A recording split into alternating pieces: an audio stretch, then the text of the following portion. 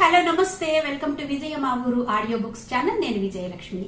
Friends, నవల స్రవంతిలో secretary నవల ఆడియోగా మీకు వినిపించడం ప్రారంభించాను. 12 భాగాలు దిగ్విజయంగా గ్యాప్ లేకుండా మీకు వినిపించాను. అయితే చివరి భాగం 13వ భాగం వినిపించేసరికి ఆ సమయం వచ్చేసరికి కాస్త టెక్నికల్ ఇబ్బందులు అని అనొచ్చు. సో అలాంటి అనుకోని అవాంతరాలు రావడం వల్ల 13వ భాగం మీకు వెంటనే వినిపించలేకపోయాను. చాలా మంది మన సబ్స్క్రైబర్స్ కమెంట్స్ లో కూడా అడిగారు, ఇంకా 13వ భాగం ఎప్పుడు పెడతారు, చివరి భాగం ఎప్పుడు పెడతారని చెప్పి చాలా మంది కమెంట్స్ చేశారు. అలాగే మెసేజ్లు కూడా చేశారు. మరి వారందరినీ కూడా ఇబ్బంది పెట్టాను. దానికి మాత్రం మీరు తప్పకుండా నన్ను మన్నించాలి. ఎందుకంటే వెంటనే ఎండింగ్ అప్లోడ్ చేయలేకపోయాను. నాకు తెలుసు, నవలలు చదువుతున్నప్పుడు మనకి సగం గాని ఎంతో కొంత చదివినప్పుడు తర్వాత కొంచెం గ్యాప్ వచ్చింది అనుకోండి, ఏమవుతుంది అని మనకి కొంచెం ఉత్కంఠ పెరిగిపోతుంది. వెంటనే మిగిలింది కూడా వినాలి, చదవాలి అనిపిస్తుంది. సో మీకు అలా మిగిలిన కథ వెంటనే వినిపించలేకపోయాను. మరి ఈ రోజు మీకోసం ఎద్దనపూడి సులోచన రాణి గారి సెక్రటరీ నవల చివరి భాగం వినిపించబోతున్నాను. మరి ఆలస్యం చేయకుండా కథలోకి వెళ్ళిపోదాం, పదండి. జయంతి పైనుంచి మెల్లగా మెట్లు దిగి క్రిందకొస్తోంది. క్రింద నుంచి ఎవరో వస్తున్నారు. వాళ్ళెవరో గమనించకుండానే పక్కకు ఒదిగి తలదించుకుని గబగబా వచ్చేస్తున్న జయంతిని వెళుతున్న అతను హఠాత్తుగా ఆగి భుజం మీద చెయ్యి వేసి పట్టుకున్నాడు. కెవ్వు మనబోయి తలెత్తి అంతలోనే ఆగిపోయింది. ఎదురుగుండా శివరాం నిలబడి ఉన్నాడు. శివరాం? ఆశ్చర్యంగా అడిగింది. జయంతి, నువ్విక్కడ? అరే జయంతి! క్రింది నుంచి వస్తున్న ప్రమీల గబగబా మెట్లెక్కి పైకొస్తూ ఆశ్చర్యంగా చూసింది. జయంతి? శివరాం నోట్లో నుంచి అంతకంటే మాట రావడం లేదు. ఇన్నాళ్ళు ఎక్కడున్నావు? నీకోసం వెతికి వెతికి మా అందరి ప్రాణాలు పోయాయి అంది ప్రమీల. నేను కానీ మీ ఇద్దరు? జయంతి సందేహంగా ఆగిపోయింది. క్షణంసేపు ప్రమీల శివరాం మొహాలు చూసుకున్నారు. ప్రమీల వెంటనే పైట కొంగు లోపల నుంచి మంగళసూత్రం తీసి చూపించి నవ్వింది. అంటే? అయ్యో రామా, ఇంకా అర్థం కాలేదా? ఇద్దరం పెళ్లి చేసుకున్నాం. తిరుపతి వచ్చి దేవుడి దర్శనం చేసుకుని ఇక్కడికి వచ్చాం. కళ్ళు అపూర్వమైన కాంతితో మెరుస్తుండగా అంది ప్రమీల. కానీ ఇదేంటి శివరాం? జయంతి నమ్మలేనట్టు ఇద్దరి వైపు చూడసాగింది. ప్రమీల, జయంతిని మన గదిలోకి తీసుకెళ్ళు. నేను క్రిందకు వెళ్ళి బాయ్తో కాఫీ పంపమని చెప్పి వస్తాను. శివరాం జయంతిని ప్రమీలకు అప్పగించి క్రిందకు వెళ్ళిపోయాడు. రా, నిన్ను చూసిన ఆశ్చర్యం నుంచి తేరుకోవాలంటే నేను డబుల్ స్ట్రాంగ్ కాఫీ 2 కప్పులు తాగాలి అంటూ ప్రమీల జయంతి రెక్క పట్టుకుని చనువుగా పైకి లాక్కుపోయింది. ఎంత పొరపాటు చేశావు జయంతి. ఆ రోజు నన్ను అలా అడిగితే నీ మూడ్ బాగాలేదనుకున్నాను. ప్రమీలతో నా చనువు నువ్వు అర్థం చేసుకోలేదని మొట్టమొదటిసారిగా గ్రహించి ఎలా చెప్పాలో తెలియక తికమక పడ్డాను. శివరాం చాలా బాధగా అన్నాడు. ఆ రోజే తను ఆ విషయం స్పష్టపరిస్తే ఇంత గొడవ జరిగేది కాదేమో అనుకున్నాడు. కానీ ఆ రోజు రేఖారాణి... జయంతి ఆగిపోయింది. ప్రమీల శివరాం చూపులు కలుసుకున్నాయి. నే చెప్పలా ఇలాంటిదేదో జరిగి ఉంటుందని? సరిగ్గా అలాగే అయింది. కాఫీ కెటిల్లో నుంచి కప్పుల్లో ఉంచుతూ అంది ప్రమీల. రేఖారాణి ఏమంది జయంతి? జయంతి మెల్లగా మధ్య మధ్య శివరాం ప్రమీల పర్వాలేదు చెప్పు అని ప్రోత్సాహమివ్వగా జరిగిందంతా చెప్పింది. అసలు ఆయన ప్రమీలని ఆ దృష్టితో ఎప్పుడూ చూడలేదు అన్నాడు శివరాం. ఆయన చూసినా చూడకపోయినా... జయంతి ఆగిపోయింది. అది నిజమే జయంతి. అసలు ప్రమీలని ఎలాగైనా శేఖరంకిచ్చి వివాహం చేయించాలన్నది రేఖారాణి పట్టుదల. అందులో ఆవిడ స్వార్థం చాలా ఉంది. ప్రమీలైతే ఆవిడ ఆటలు ఎప్పటిలా సాగుతాయి. ఆయన మీద అధికారం అలాగే ఉండిపోతుంది. ఇది ఆవిడ పన్నాగం. అంతకంటే ఇంకేం లేదా? నీరసంగా అడిగింది. భగవంతుడి సాక్షిగా ఏం లేదు. మా ఇద్దరి మధ్య పరస్పర ఆకర్షణ ఉందని తెలిసిన క్షణం నుంచి ఆయన ప్రమీలని స్వంత చెల్లెల్లా చూశారు. పైపెచ్చు నన్ను తన దగ్గర సెక్రటరీగా మాన్పించేసి పెద్ద ఉద్యోగం స్వయంగా ఇప్పించి నాకో స్థితి హోదా వచ్చేలా చేశారు. వాళ్ల మాటలు వింటుంటే కేవలం అంతా తన తెలివి తక్కువతనంగా తొందరపాటుగా ఇదంతా జరిగినట్టుంది. అది ఒప్పుకోవాలంటే జయంతి రక్తంలో ప్రతి బిందువు ఎదురు తిరుగుతోంది. అయినా అదంతా వదిలే. అసలు నీకు బుద్ధి ఎలా లేకపోయింది జయంతి? అన్ని రోజులు అతని దగ్గరున్నావు. అతని చనువు, ఆ మాటల ధోరణి బట్టి నీ పట్ల ఎలాంటి అభిప్రాయం ఉందో కనుక్కోలేకపోయావంటే ప్రపంచంలో నీకంటే మూర్ఖులు ఇంకొకరు లేరనిపిస్తోంది అంది ప్రమీల. జయంతి ఎర్రబడిన మొహంతో కిటికీ వైపు తిరిగింది. ఆయనెప్పుడు నాకు ఒక్క మాట కూడా చెప్పలేదు. ఏ విషయమైనా కూడా నాకెలా తెలుస్తుంది? అంది. నువ్వు గ్రహించి ఉంటావని అనుకునుంటాడు. కానీ నేను బెంగుళూరు నుంచి ఉత్తరం రాశాను. దానికెందుకు జవాబు రాయలేదు? చివ్వున వెనక్కు తిరిగి కోపంగా అంది జయంతి. వాళ్ళనుకున్నంత మూర్ఖురాలు కాదు తను. అది వీళ్ళు గ్రహించడం లేదు అనుకుంది. ఎప్పుడు రాశావు? ఆయనకు అందిందో లేదో అన్నాడు శివరాం. నువ్వెళ్ళిన తర్వాత ఆయనకి యాక్సిడెంట్ అయింది. 1 నెల రోజులు మంచంలో నుంచి లేవలేదు. హాస్పిటల్లో ఉన్నాడు. ఆ సంగతి నీకు తెలుసా? అంది ప్రమీల. యాక్సిడెంటా? ఎప్పుడు? శివరాం చెప్పాడు. అంటే తను సరిగ్గా వెళ్ళిపోయిన రోజున బెజవాడ నుంచి తిరిగి వస్తుంటే అయిందా? అంటే అంటే తను అనుకున్నట్టు ఇంటికి తిరిగి రాగానే తన కోసం వెతికే అవకాశం రాలేదన్నమాట. జయంతికి ఇప్పుడు అర్థమవుతోంది. మంచం మీద ఉన్న శేఖరానికి 2-3 రోజుల తర్వాత తనసలు ఊళ్ళో లేదని తెలిసి ఉండుంటుంది. ఆ టైంలోనే తను వ్రాసిన ఉత్తరం ఆ గొడవలో అతని వరకు వెళ్ళలేదన్నమాట. జయంతి మనసు మీద పడిన బరువు బాధగా అంతులేని అఘాతాల్లోకి గుంజేయడం ప్రారంభించింది. కానీ శేఖరం ఎందుకు మాట్లాడలేదు? కనిపించకుండా ఎరగనట్టు వెళ్ళిపోయాడెందుకు? ఈ ఆలోచనతో మతిపోతోంది. బైదిబై చెప్పడం మర్చిపోయాను. మాతో పాటు డాక్టర్ గారు, కామేశ్వరమ్మ గారు కూడా వచ్చారు. వాళ్ళలా దేవాలయం వైపు వెళ్లారు. కొంచెం సేపట్లో రావచ్చు అన్నాడు శివరాం. జయంతికి ఎందుకో ఒక్కసారి అక్కడి నుంచి దూరంగా, వాళ్ళెవరూ కనిపించినంత దూరంగా పారిపోవాలనే ఆత్రం కలగసాగింది. కానీ ఆ అవకాశమే దొరకకుండా వాళ్ళిద్దరూ వచ్చేశారు. మొదట్లో డాక్టర్ గారు లోపలికొచ్చారు. ఆ మూల కిటికీ దగ్గర నిలిచింది ఎవరో చూడండి అంది ప్రమీల హుషారుగా. ఎవరు? బయట నీరెండలో నుంచి వచ్చిన ఆయన వెంటనే చూడలేకపోతూ అన్నారు. సరిగ్గా చూడండి అన్నాడు శివరాం. జయంతి పాలిపోయిన మొహంతో ఇటు చూస్తోంది. డాక్టర్ గారి కళ్ళకి క్రమంగా ఆ ఆకృతి తెలిసింది.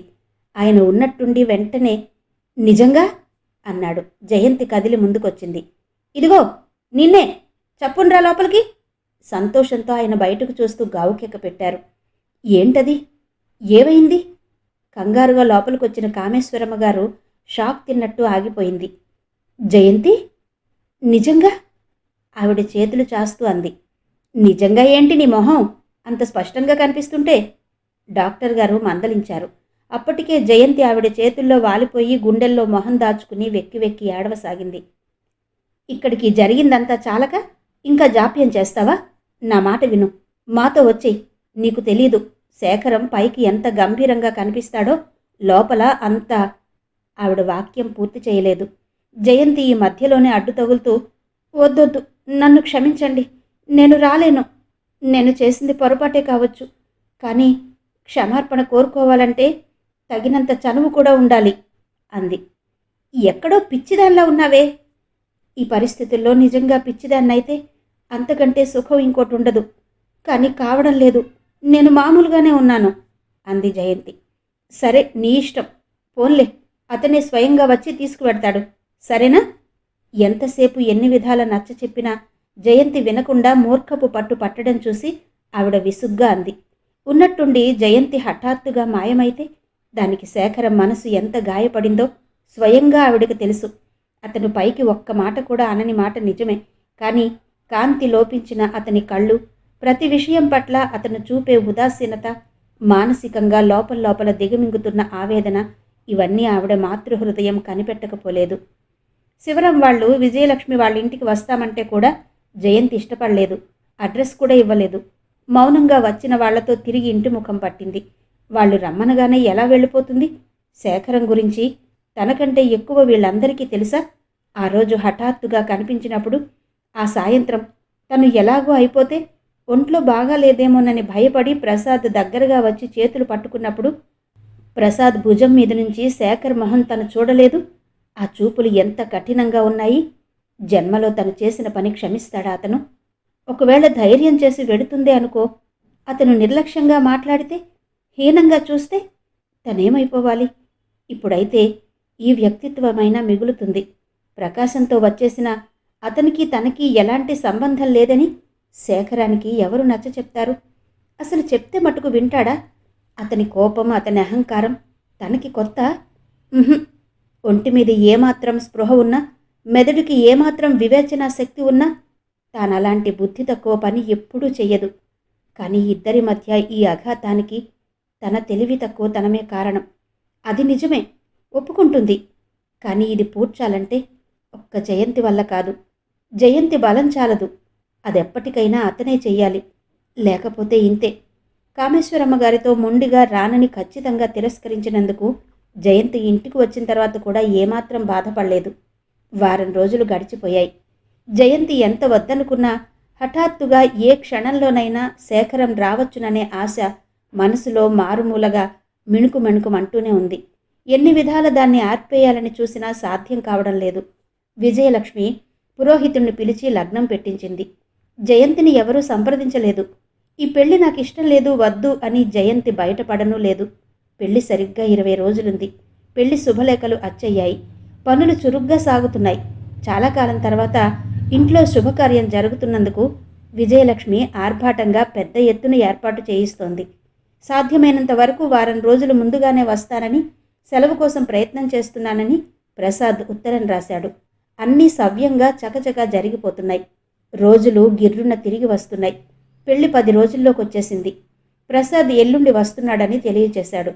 ఓ రోజు మధ్యాహ్నం విజయలక్ష్మి జయంతిని వెంట పెట్టుకుని చీరల కోసం షాపుకెళ్ళింది. చూడు, రంగులు నీకేవిష్టమో చూసుకో అంది. నాకు తెలీదు, మీరే చూడండి. నాకేదైనా బాగానే ఉంటుంది పరధ్యాసగా అంది జయంతి. కొన్ని రాత్రులుగా తనకసలు నిద్ర అనేది కానీ, మనసుకి విశ్రాంతి అనేది కానీ లేదు. ఊరికే అలసట అనిపిస్తోంది.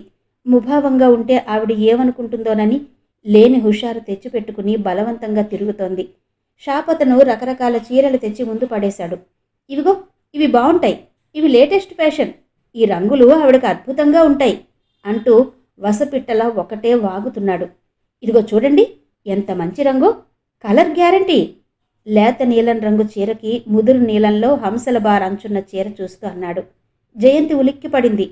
అది ఆ రోజు ప్రమీల పుట్టినరోజుకి శేఖరం తెచ్చి బలవంతంగా కట్టుకుంటేనే కానీ వీల్లేదన్న చీర. నీ కళ్ళకి నా మీద కోపంతో పొరలు అడ్డొచ్చాయి గాని చూడు, ఈ చీరలో ఎంత బాగున్నావో. నడుం దగ్గర పడిన ముడతను సరిచేసి భుజాలు పట్టి తన వైపు తిప్పుకుంటూ అన్నాడు శేఖరం. ఆ రోజులు ఏమైపోయాయి? అతని మనసులో ఆ అధికారం ఎలా పోయింది? చూడు, ఈ అంచు చాలా బాగుంది, తీసుకుంటావా? విజయలక్ష్మి చీరని చేతిలోకి చూస్తూ అడిగింది. వద్దొద్దు, నాకు ఆ రంగు బాగాలేదు, అసహ్యంగా ఉంది వెంటనే అంది జయంతి. షాపువాడు వింతగా చూశాడు. అతని చూపులు బొత్తిగా ఫ్యాషన్ తెలీదు, ఎక్కడ అడవి సరుకురా బాబు అన్నట్టున్నాయి. సరే, మీరు చూసి సెలెక్ట్ చేసుకోండి. షాపులోకి ఇంకో కస్టమర్ రావడంతో అక్కడి నుంచి వెళ్ళిపోయాడు అతను. నువ్వు చూసుకో మరి అంది విజయలక్ష్మి. అదుగో, ఆ నీలం చీర ఇటు చూపించు. అప్పుడే షాపులోకి వచ్చిన వాళ్లలో ఒక ఆవిడ అడిగింది. జయంతి విజయలక్ష్మి ఇద్దరూ వెనక్కి తిరిగి చూశారు. క్షణంసేపు జయంతి గుండెలు ఆగిపోయాయి. వెంటనే మొహం ఇటు తిప్పేసుకుంది. ఆ నీలం చీర అడుగుతున్నావిడ ఆ రోజు తనకి కోపం తెప్పించి శేఖరం చేత 800 రూపాయలు చందా ఇచ్చేలా చేసిన సరస్వతీరామన్. జయంతి ఎంత త్వరగా మొహం తిప్పేసుకున్నా ఆ క్షణంలో సగంలోనే ఆవిడ జయంతిని గుర్తుపట్టేసింది. వెంటనే మొహం చాటంత చేసుకుని, అరే మిస్సెస్ శేఖర్, మీరిక్కడున్నారే, మెడ్రాస్ ఎప్పుడొచ్చారు అంటూ గబగబా దగ్గరకొచ్చింది. 800 చందా ఇవ్వగల మనుషులతో పరిచయం బాగా పెంచుకోవాలని ఆవిడికి తెలుసు. జయంతి మొహం కందగడ్డలా తయారైంది. ఏం చెప్పడానికి తోచడం లేదు. ఎవరితో మాట్లాడుతున్నారు మీరు? విజయలక్ష్మి అనుమానంగా అడిగింది. మీతో కాదు, మీ పక్కన ఆవిడితో. కొంచెం దారిస్తారా? సరస్వతీరామన్ విస్మయంతో చూస్తున్న విజయలక్ష్మిని తప్పించుకుని జయంతి దగ్గరగా వచ్చి, ఎన్నాళ్ళయింది మీరొచ్చి? ఏరి, మీ వారు కనిపించరే అంది. జయంతి విస్మయంగా చూస్తూ ఉండిపోయింది. నేనిక్కడికొచ్చి 1 రోజుల పైనే అయింది. ఇంతకీ మీరెక్కడుంటున్నారో చెప్పండి, నేనొచ్చి ఇద్దరినీ మా చెల్లెలింటికి లాక్కుపోతాను అంది సరస్వతీరామన్. ఇదిగో, ఈ చీర ఎలా ఉంది? దూరంగా నిలబడిన ఇంకో ఆవిడ సరస్వతీరామన్ని విసుగ్గా పిలిచింది. వస్తున్నా, ఇప్పుడే, ఒక్క క్షణం అని ఆగి జయంతిని చూస్తూ, మీరు కూడా బట్టలు చూస్తూ ఉండండి, నేను కూడా ఆ పని ముగించుకుని వస్తాను. ఇద్దరం కలిసి మీ వారి దగ్గరికి ఆయన పర్మిషన్ తీసుకుని ఆయన కూడా వస్తే మా ఇంటికి వెడదాం అని నవ్వుతూ వెళ్ళిపోయింది. ఎవరు లక్ష్మి ఆవిడ? విజయలక్ష్మి కటువుగా అడిగింది. మనం ఇంటికి వెడదామా? రక్తం లేని మొహంతో అంది జయంతి. పద, చీరలకి మళ్ళీ వస్తామని షాప్ అతనితో చెప్పి విజయలక్ష్మి దోవ తీసింది. జయంతి అనుసరించింది. సదా నవ్వుతూ ఉండే ఆవిడ మొహంలో ఎన్నడూ చూడని గంభీరత చూసిన తర్వాత జయంతికి శేఖరాన్ని గురించి చెప్పడం తప్ప ఇంకో మార్గం లేదనిపించింది. ఎంత విచిత్రమైన మనుషులు మీరిద్దరూ. శేఖరం ఒక్క మాట కూడా మాట్లాడకుండా వెళ్ళిపోవడం ఎంత చిత్రం. ఇంటికి వచ్చిన తర్వాత జయంతి చెప్పిందల్లా విని తెల్లబోతూ అంది విజయలక్ష్మి. కనిపించటం లేదు? నా మీద కోపం, అసహ్యం.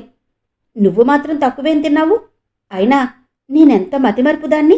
శేఖరం నీ పేరుతో అప్పుడప్పుడు ఉత్తరం రాస్తే నేను పెళ్లి చేసుకోమని జవాబు కూడా రాశాను. ప్రసాద్ నిన్ను జయంతి అని పిలుస్తున్నప్పుడు ఆ ధ్యాసే రాలేదు అంది. మొన్న వచ్చినప్పుడు నా సంభాషణే రాలేదా? అడగలేక అడిగింది జయంతి. ఎందుకు రాలేదు?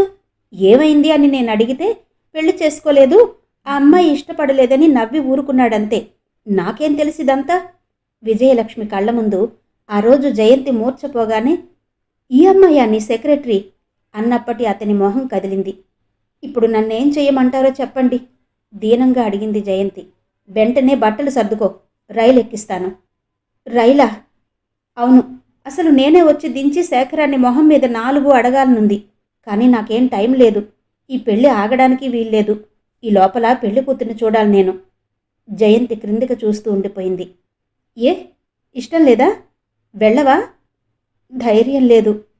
ఏం పర్వాలేదు. ఒకవేళ అతను ఏదైనా అంటే అవమానపూర్వకంగా మాట్లాడితే సరాసరి నా దగ్గరకొచ్చేయి. ఈ ఇంటి తలుపులు నీకెప్పుడూ తెరిచే ఉంటాయి. కానీ ప్రసాద్ భార్యగా కాదు, నా సెక్రటరీగా అని నువ్వు గుర్తుంచుకోవాలి. వెళ్ళక తప్పదంటారా? నీరసంగా అడిగింది జయంతి. తప్పదు. తప్పు చేసింది నువ్వు. తప్పు చేసినప్పుడు తెలుసుకుని క్షమాపణ కోరడానికి సిగ్గెందుకు? కానీ అతను క్షమించడు. నాకేం నమ్మకం లేదు అంది జయంతి. నాకు నమ్మకం ఉంది. నువ్వు వెళ్ళి ప్రయత్నం చెయ్యి దృఢంగా అంది విజయలక్ష్మి. జయంతి ఆ స్టేషన్లో దిగగానే ముందు సరాసరి కామేశ్వరమ్మ గారి దగ్గరికి కానీ సునంద వద్దకి కానీ వెళదామా అనుకుంది. వద్దు, ముందు అతని దగ్గరకు వెళ్ళడమే మంచిది. ఒకవేళ అతను ఏదైనా హీనంగా మాట్లాడితే సరాసరి ఎవరికీ తెలియకుండా తిరుగు రైలెక్కి విజయలక్ష్మి దగ్గరకు చేరుకోవచ్చు. ట్యాక్సీ ఇంటికి సమీపిస్తుంటే మనసంతా ఎలాగో అయిపోసాగింది. తను ఇంట్లో నుంచి వెళ్ళిపోయే ముందు మళ్ళీ ఇలా తిరిగి రావలసి వస్తుందని కలలో కూడా అనుకోలేదు. ఇంటి ముందు ఆవరణలో శేఖరం కారు లేదు. జయంతి తేలిగ్గా ఊపిరి పీల్చింది. ఇది కొంత నయం. సరాసరి అతనికి గుమ్మంలోనే ఎదురవ్వకుండా. తలుపులు వేసి ఉన్నాయి. మెల్లగా వరండా మెట్లెక్కి తలుపు తట్టింది. కొద్దిసేపు అయిన తర్వాత నాయర్ వచ్చి తలుపు తీశాడు. నాయర్, గుర్తున్నానా? భూతాన్ని చూసినట్టు నోరు తెరిచి చూస్తున్న నాయర్ని నవ్వు తెచ్చిపెట్టుకుంటూ అడిగింది. వాడు సమాధానం లేకుండా ఇంకా అలాగే చూస్తున్నాడు. ఆయనున్నారా లోపల? నేనింట్లోకి రావచ్చా? నాయర్ మెల్లగా ఈ లోకంలోకొచ్చి తప్పుకుని దారిచ్చాడు. వాసు లేడా? ఉన్నాడన్నట్టు తలూపాడతను. రాత్రంతా నిద్రలేదు. స్నానం చేస్తాను. తినడానికి ఏమైనా ఉందా? బాగా ఆకలి వేస్తోంది. నాయర్ నిశ్శబ్దంగా తలాడించి వెళ్ళిపోయాడు. జయంతి లోపలికొచ్చింది. ఆ హాలు, ఆ గదులు, వాటిలో సామాను, పూల కుండీలు, వీటన్నిటినీ చూస్తుంటే ఒంట్లోకి కొత్త శక్తి వచ్చినట్టు అనిపించింది. గదిలోపలికొచ్చి కూర్చున్న జయంతిని నిజమా అబద్ధమా అన్నట్టు వాసు వచ్చి తొంగి చూశాడు. ఏం వాసు? పలకరించింది. వాసు లోపలికి ధైర్యంగా వచ్చాడు. కొద్దిసేపు అయిన తర్వాత స్నానం చేసి భోంచేసి సరాసరి శేఖరం గదిలోకొచ్చి పడుకుంది. అతని గదిలో పెట్టే హోల్డాలు సర్ది రెడీగా ఉన్నాయి. సాయంత్రం ఊరు వెడుతున్నారు అని చెప్పాడు నాయర్. నయం, ఒక్కరోజు ఆలస్యమైతే అనుకుంది. ఇలా ఈ ఇంట్లో మంచం మీద పడుకుంటే తృప్తిగా హాయిగా ఉంది. అర్ధరాత్రి కొత్త చోట తప్పిపోయి భయంతో తిరిగి తిరిగి అలసిపోయిన పసిపిల్లకి హఠాత్తుగా తన వాళ్లు దొరికి తన ఇంట్లో ఉంటే ఎంత సంతోషం అనిపిస్తుందో అంత నిశ్చింతగా ఉంది. వరుసగా కొన్ని రాత్రులు కంటి మీద కునుకనేది ఎరగని జయంతికి కాస్త నిశ్చింత అనిపించగానే నిద్ర ముంచుకొచ్చేసింది. చాలాసేపు అయిన తర్వాత ఉన్నట్టుండి మెలకువ రావడంతో కళ్ళు తెరిచింది. గదిలో లైట్ వేసి ఉంది. శేఖరం కిటికీ దగ్గర నిలబడి ఒక చెయ్యి కిటికీ రెక్క మీద వేసి బయటకు చూస్తున్నాడు. అతన్ని అలా చూస్తుంటే చాలాసేపటి నుంచి అలా నిలబడి ఉన్నట్టు అనిపిస్తోంది. ఎంతసేపు నిద్రపోయిందో తెలియదు. తెలిసిందల్లా ఒక్కటే, మండు టెండలో నడుస్తూ దాహంతో నాలుక పిడిచకట్టుకుపోతున్న మనిషికి చల్లటి నీళ్లు దొరికినట్టు. కొన్ని రోజుల నుంచి ఊహలో అతని ఊహించి ఊహించి అలసిపోయిన కళ్ళకి అతనలా సజీవంగా నిలబడి ఉండటం హాయిగా ప్రాణం పోస్తున్నట్టుగా ఉంది. జయంతి మంచం మీద లేచి కూర్చుంది. శేఖరం వెనక్కి తిరిగి చూశాడు. ఇద్దరి చూపులు కలుసుకున్నాయి. కాలం నిలిచిపోయింది. క్షణాలు దొర్లిపోయినా ఇద్దరిలో ఎవరికీ చూపులు విడదీసుకునే ధ్యాసే లేదు. చూస్తుండగానే జయంతి కళ్ళలో నీళ్లు తిరిగాయి. ఒక్కసారి అతని దగ్గరకు పరిగెత్తి మెడ చుట్టూ చేతులు పెనవేసి నేనొచ్చేశాను అని చెప్పాలనిపించింది. తన తృప్తి, హాయి, మనశ్శాంతి ఎవరి దగ్గరున్నాయో ఇప్పుడు స్పష్టంగా తెలిసింది. ఎప్పుడొచ్చావు జయంతి? కిటికీ దగ్గర నుంచి కదిలి గదిలోకొస్తూ అడిగాడతను. అతని కంఠం ఎంత మామూలుగా ఉంది. తనిలా అనుకోకుండా కనిపిస్తే అతనికేమీ అనిపించడం లేదు. సంతోషంతో తన గుండెలు పొంగుతున్నట్టు అతనికి పొంగడం లేదు. ఎంతో మామూలుగా ఎప్పుడొచ్చావు జయంతి అని అడుగుతున్నాడు. పోన్లే, మంచి పని చేశావు. నేనిలా వెళ్ళిపోయే ముందు మళ్ళీ నిన్నొకసారి కళ్ళారా చూడగలిగాను. టేబుల్ దగ్గరకెళ్ళి కాగితాలు సర్దుతూ అన్నాడు. అంటే? అర్థం కానట్టు అడిగింది. ఉత్తరంలో రాశానుగా. ఏ, పూర్తిగా చదవలేదా? ఉత్తరమా? ఏ ఉత్తరం? శేఖరం చివ్వున వెనక్కి తిరిగి చూశాడు. నా ఉత్తరం చూడకపోతే నువ్విప్పుడు ఎందుకొచ్చినట్టు? జయంతి కళ్ళు పెద్దవి చేసుకుని చూడసాగింది. అతను మాట్లాడే ధోరణి, ఆ కళ్ళలో కోపం, తాపం జయంతి మనసులో కలిగిన సంతోషాన్ని ఆవిరిలా మాయం చేశాయి. నిజంగా నాకు తెలియదు. నిన్నంతా విజయలక్ష్మికి చెప్పేశాను. నేను చేసిందంతా తప్పే, నాది పొరపాటే.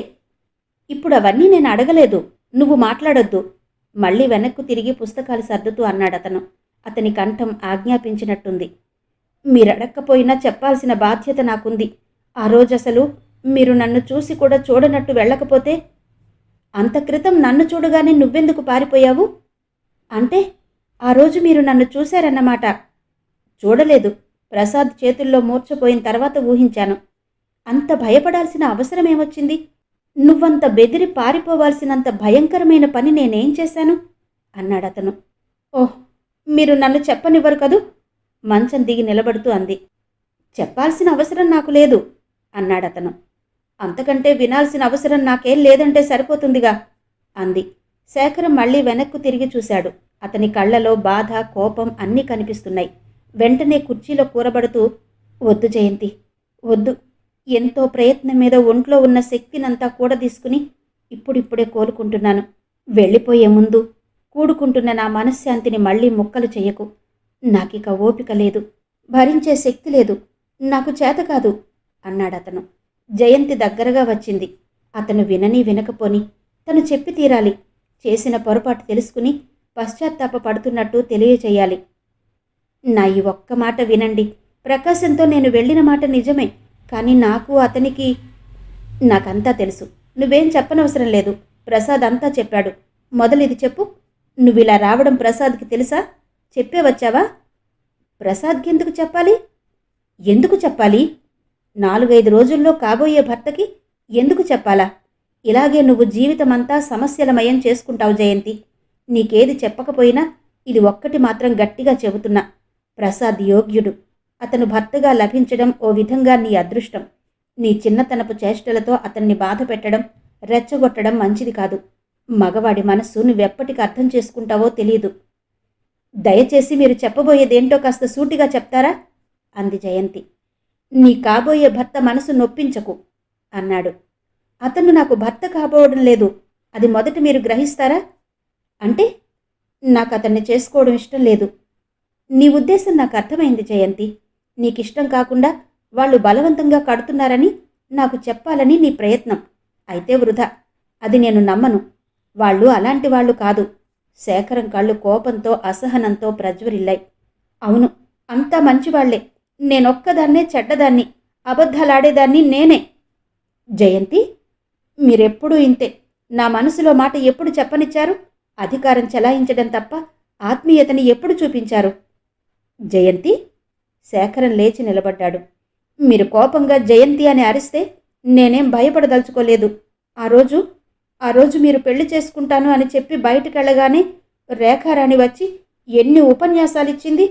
అసలే మీరందరితో చనువుగా ఉంటారని అపార్థంలో ఉన్న నేను గొంతు జీరపోవడంతో క్షణంసేపు ఆగి, మీరాడపిల్లయితే మీకు తెలిసేది.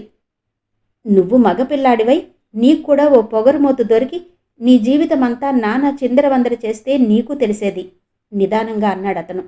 అవును, పొగరు కాకపోతే ఇంకే ఉంచుకోవాలి. ఆ రోజు బెంగుళూరు నుంచి ఎంత ఆదుర్దాగా ఉత్తరం రాశాను, ఎంత ఆశతో క్షణక్షణం ఎదురు చూశాను. నాకప్పుడు ఒంట్లో బాగాలేదు జయంతి. ఆ ఉత్తరం నాకు సరైన టైంకి అందలేదు. అందిన తర్వాత వెళ్ళి చూస్తే నువ్వక్కడ లేవు. నీ గురించి సరైన సమాచారమే ఇవ్వలేకపోయారు వాళ్ళు. జయంతికి హఠాత్తుగా అతని దగ్గరకు వెళ్ళి, అంతా నాకు తెలుసు, శివరాం చెప్పాడు, నేను నిజంగా మూర్ఖురాలిని, క్షమించండి అని అడగాలనిపించింది. కానీ శేఖరం చూపులు అంత దూరంలో నిలబెడుతున్నాయి, దగ్గరికి రానివ్వడం లేదు. నాకేం తెలుసు? నేను హఠాత్తుగా వెళ్ళిపోయాననే కోపంతో కసిగా నా కర్మానికి నన్ను అనుభవించమని వదిలేశారనుకున్నాను. నీ మీద నాకెప్పుడూ కోపం లేదు జయంతి. ఉన్న బాధల్లా ఒక్కటే, ఒకసారి జీవితంలో దెబ్బతిని కూడా గుణపాఠం నేర్చుకోకుండా మరోసారి ప్రయత్నించి ఓడిపోయానని, అంతే అన్నాడతను. ఇద్దరి మధ్య మౌనం ఆవరించింది. ఆ రోజు నేను వెళ్ళిపోయింది కూడా ప్రకాశంతో వెళ్ళాలని కాదు. ఆ ఉద్దేశం నాకెప్పుడూ లేదు. కొద్ది రోజులు మీకు కనిపించకపోతే మీరు ప్రమీలని పెళ్లి చేసుకుంటారని. ఎంత ఫూల్వి, పళ్ళ బిగువున అన్నాడతను. నా మూలంగా మీకెలాంటి నష్టం రాకూడదని అనుకున్నాను. నన్ను మీరు పెళ్లి చేసుకుంటే మిగతా అందరూ వ్యాపారంలో నుంచి తప్పుకుంటారని, ఆర్థికంగా మీరు చాలా దెబ్బతింటారని ఇంకా చెప్పబోయింది జయంతి. నేను బీదవాడినైపోతానని, అందరిలా నాకు ప్రత్యేకత ఉండదని, అలాంటప్పుడు నన్ను పెళ్లి చేసుకోవడం అనవసరం అని అనుకున్నావు, అంతేనా? అబ్బా, మీ ఆడవాళ్ళు నిజంగా. జయంతికి చాచి చెంప మీద కొట్టాలన్నంత కోపం వచ్చింది అతని మీద. ప్రపంచంలో ఆడవాళ్ళందరూ ఒకేలా ఉండరు. కొంతమంది పెళ్లి చేసుకున్నవాడు కటిక దరిద్రుడైనా సరే కంటికి రెప్పలా చూసుకుని తన ప్రేమతో స్వర్గం చూపించగలవాడైతే చాలు అనుకుంటారు. ఇంకా కొంతమంది డబ్బుంటే చాలు, మిగతా అన్నీ అనవసరం అనుకుంటారు. ఆ రోజు రేఖారాణి మీ సర్వనాశనానికి కారణం కాబోతున్నానని బెదిరిస్తే నువ్వు నమ్మావు, అంతేనా? కోపంగా చూస్తూ అన్నాడతను. నమ్మక ఏం చెయ్యాలి? మీరెప్పుడైనా నాకేదైనా చెప్పారా? కనీసం నా మీద చూపుతోంది కేవలం జాలో, లేక నీకు బుద్ధి లేదు? ఉంది కాబట్టే నాకింత సహాయం చేసిన మీకు సర్వనాశనం జరుగుతుందని భరించలేక భయంతో పారిపోయాను. అబద్ధలాడకు. నన్నెందుకు అడగలేదు? చటుక్కున జయంతి భుజం గుచ్చి పట్టుకుంటూ అడిగాడు. మీరు నాకు చనువెక్కడిచ్చారు? రోషంగా అడిగిందామె. ఇవ్వలేదు? క్షణంసేపు శేఖర్ జయంతి బాధతో కివ్వుమనబోయేంత గట్టిగా భుజం గుచ్చినట్టు పట్టుకుని కళ్ళలోకి చూశాడు. ఇవ్వలేదు? రెట్టించాడు. ఇవ్వలేదు, ఖచ్చితంగా వచ్చింది సమాధానం. ఛీ! ఉన్నట్టుండి ఆపుకోలేని కోపంతో విసురుగా తోసేశాడు. యథాలాపంగా జయంతి వెళ్ళి మంచం మీద పడడంతో తల నుదుటికి కొట్టుకుంది. క్షణంసేపు గదిలో భయంకరమైన నిశ్శబ్దం ఏర్పడింది. అంతవరకు శక్తంతా ఉపయోగించి బిగబట్టుకుంటున్న జయంతికి ఏడుపు ఒక్కసారిగా ఉప్పెనలా పొంగింది. అనుకోకుండా తను చేసిన ఈ పనికి శేఖరం నిరుత్తరుడైపోయాడు. జయంతి మొహం చేతుల్లో కప్పుకుంటూ, నాకు తెలుసు మీ కోపం, మీ నిర్లక్ష్యం. భగవాన్, అసలు నేనెందుకు వచ్చాను ఇక్కడికి? అస్పష్టంగా వెలువడుతున్న మాటల్ని ఏడుపు పూర్తిగా మింగేసింది. శేఖరం చాలాసేపు అలా హృదయ విదారకంగా ఏడుస్తున్న జయంతిని చూస్తూ నిలబడిపోయాడు. తర్వాత మెల్లగా దగ్గరికెళ్ళి, ఏది, దెబ్బ తగిలిందా? చూడని అన్నాడు. జయంతి మొహం తిప్పేసుకుంది. చూడని? వద్దు, చూడొద్దు. మీరంటే నాకు అసహ్యం. నన్ను ముట్టుకోవద్దు. శేఖరం మంచం మీద కూర్చున్నాడు. వద్దు, ఒట్టు, నే చెబుతున్నా అంది జయంతి. జయంతి బలవంతంగా ఎంత పెనుగులాడినా లాభం లేకపోయింది. శేఖరం రెండు చేతుల్లోకి జయంతి మొహం తీసుకుని చూశాడు. నుదుటి మీద బొప్పి కట్టింది. కొద్దిగా చిట్లీ రక్తం కనిపిస్తోంది. నే వెళ్ళిపోతా. ఎక్కడికి? ఎక్కడికైనా సరే, దిక్కులేని వాళ్ళుండే చోటుకి. పొగరు వీసమైనా తగ్గలేదు. జయంతి తడికళ్ళు రోషంతో కోపంతో మెరిశాయి. మీరంటే నాకు అసహ్యం. ఇంకా? జయంతి విసురుగా అతని చేతులు తోసేయబోయింది. నిజంగా నా ఉత్తరం అందలేదా? అడిగాడు మళ్ళీ. ఇప్పటికి 1,00,000 సార్లు చెప్పాను, ఇంకో 1,00,000 సార్లు చెప్తున్నాను. మీ ఉత్తరం గిత్తరం నాకు తెలీదు. నా అంతట నేనే వచ్చాను. ఎందుకొచ్చావు? శేఖరం కళ్ళలో కఠినత్వం క్రమేపీ కరిగిపోతోంది. కనుబొమ్మల మధ్య ముడి విడిపోయింది. బుద్ధి లేక. నీ నోరెలా మూయించాలో నాకు తెలీదు. శేఖరం దగ్గరకు లాక్కుని తన పెదవులతో జయంతి నోరు మూసేశాడు. ఎంతసేపు అయిందో తెలియదు. జయంతికి స్పృహ వచ్చేసరికి తన చేతులు రెండూ అతని భుజాలని గట్టిగా పట్టుకునున్నాయి. శేఖరం కళ్ళు క్రమేపీ కాంతివంతమైనాయి. జయంతి భయం భయంగా చూసింది.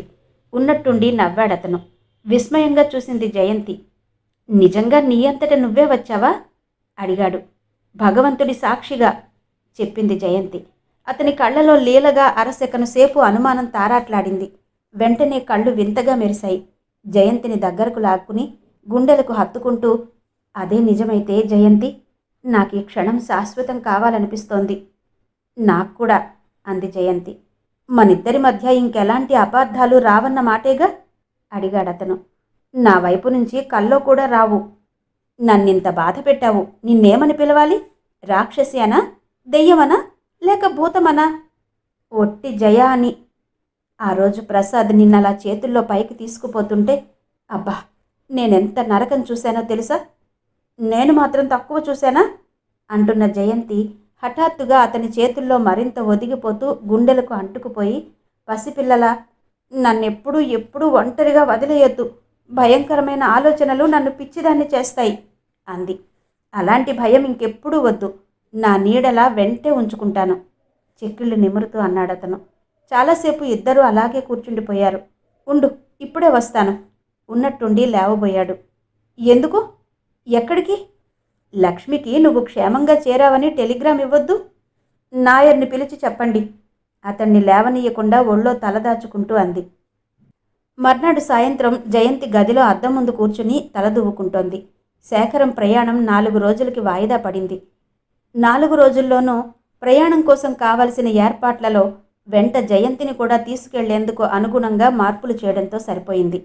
తలదువ్వుకుంటున్న జయంతికి వాసు ఉత్తరం వచ్చింది అంటూ కవర్ ఒకటి తెచ్చి ఇచ్చాడు. ఎవరు? ప్రసాద్ కాదు కదా. క్షణంసేపు గుండెలు కొట్టుకున్నాయి. కవరు తిప్పి చూసింది. అడ్రస్ తన పేరుతో కేర్ ఆఫ్ విజయలక్ష్మి అని ఉంది. మద్రాసు నుంచి తిరిగొచ్చింది. కనుబొమ్మలు ముడిచి ఉత్తరం తీసి చూసింది. చాలా పెద్ద ఉత్తరం. ఉత్తరం చివర సంతకం కోసం ఆత్రంగా వెతికింది. శేఖరం అని ఉంది. శేఖరం, నా ఉత్తరం అందలేదు అందలేదు అని 10 సార్లు అడిగిన శేఖరం, అది ఈ ఉత్తరమేనా? ఇందులో ఏముంది? మంచం మీదకొచ్చి కూర్చుంది. ఇంత పెద్ద ఉత్తరం రాయడానికి శేఖరానికి ఎంత టైం పట్టిందో.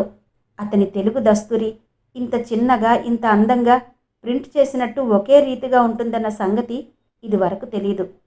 మంచం మీద వెనక్కు వాలి దిండు నానుకుని పూర్తిగా ఏకాగ్రతతో చదవడం ప్రారంభించింది.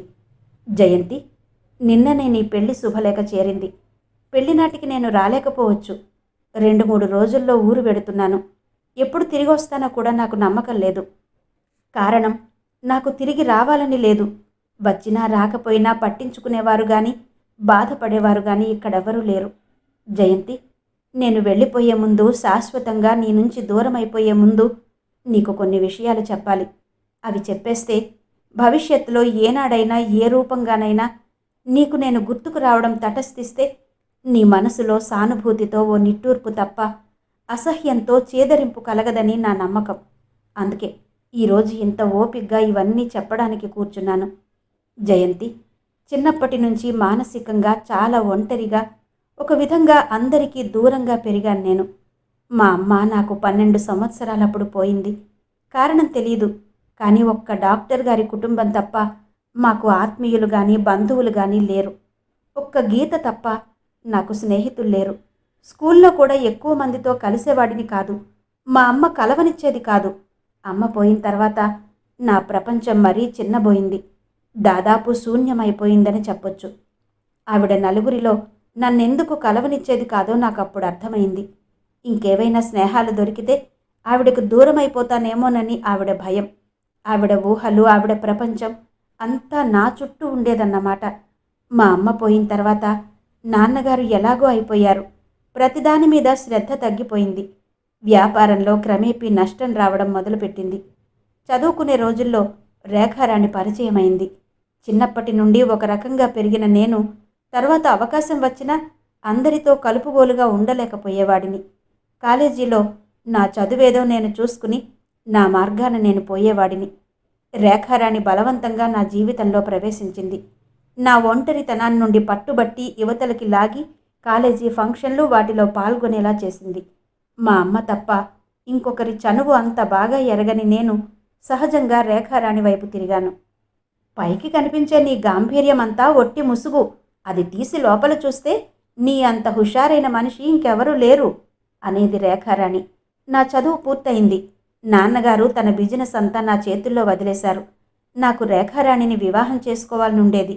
కానీ నాన్నగారు, డాక్టర్ గారు అంతా గీతను నా భార్య కిందే చూసేస్తున్నారు. వాళ్ళకి ఎదురు చెప్పే సాహసం లేదు. తొలి యవ్వనపు పొంగు అది. అది దాచుకోలేను, బయట పెట్టలేను. ఈ పరిస్థితుల్లో నాన్నగారు పోయారు. నాకున్న బంధం తెగిపోయింది. చాలా అప్పులున్నాయి.